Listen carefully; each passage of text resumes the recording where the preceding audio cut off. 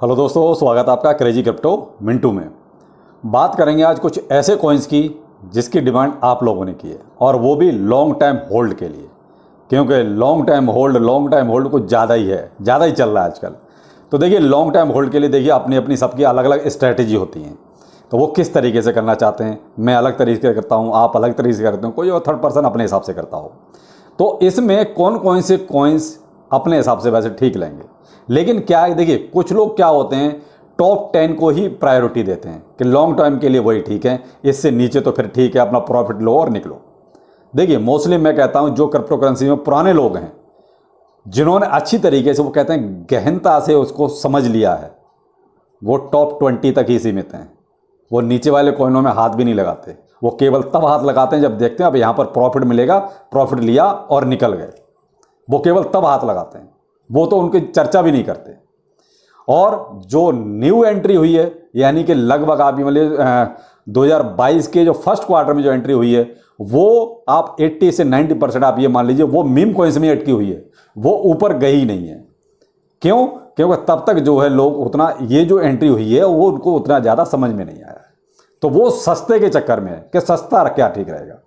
लेकिन मैं आपको एक चीज़ यहाँ, अब मैं न तो ऊपर आपको ज़्यादा लेके जा रहा हूँ और ना ही आपको बिल्कुल मीम कॉइन्स में ढकेल रहा हूँ। मैं आपको ऐसी जगह लेके जा रहा हूँ जहां पर मार्केट कैप भी आपका ठीक ठाक है इस बियर मार्केट में।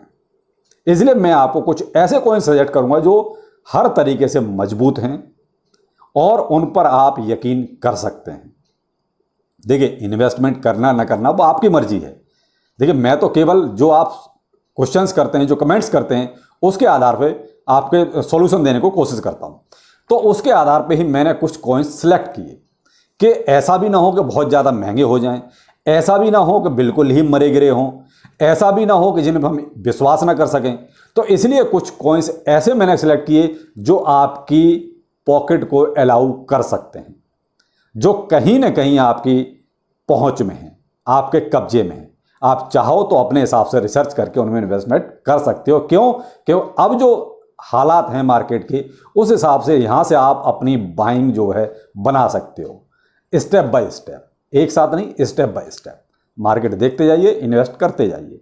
ऐसा नहीं कि आपने एक लाख का पोर्टफोलियो है आज ही करना है, नहीं।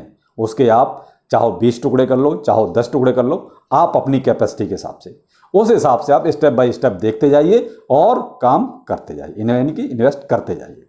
जैसे मैं आपको कॉइन्स बताता हूं। अब मैंने जो कॉइन सिलेक्ट किए हैं उसका मैंने जो क्राइटेरिया रखा, वो 2 बिलियन से ज्यादा जिसका मार्केट कैप है आज की डेट में। तो 2 बिलियन से ज्यादा, देखिए आज की डेट में मार्केट कैप होना बहुत बड़ी बात है, क्योंकि मार्केट बहुत ही वोलाटाइल है। और ये मान लिया 8-9 महीने से हम बियर मार्केट झेलते हुए आ रहे हैं, उसमें भी अभी इनका जो है मार्केट कैप 2 बिलियन से ऊपर है और $1 से कम प्राइस है। यानी जो क्राइटेरिया था मेरा ये था कि $1 से कम प्राइस और मार्केट कैप 2 बिलियन से ज्यादा। तो अब उसमें मैं आपको कुछ कॉइन्स बताता हूं। Number 1 XRP, number 2 Ada, Cardano Ada, Matic, Dai, CRO, XLM, Doge coin और शिबा इनू। ये हैं जिनका मार्केट कैप $2 बिलियन से ज्यादा है और इनका प्राइस, करंट प्राइस जो है वो $1 से कम है। ये मेरा क्राइटेरिया था इनको सिलेक्ट करने का।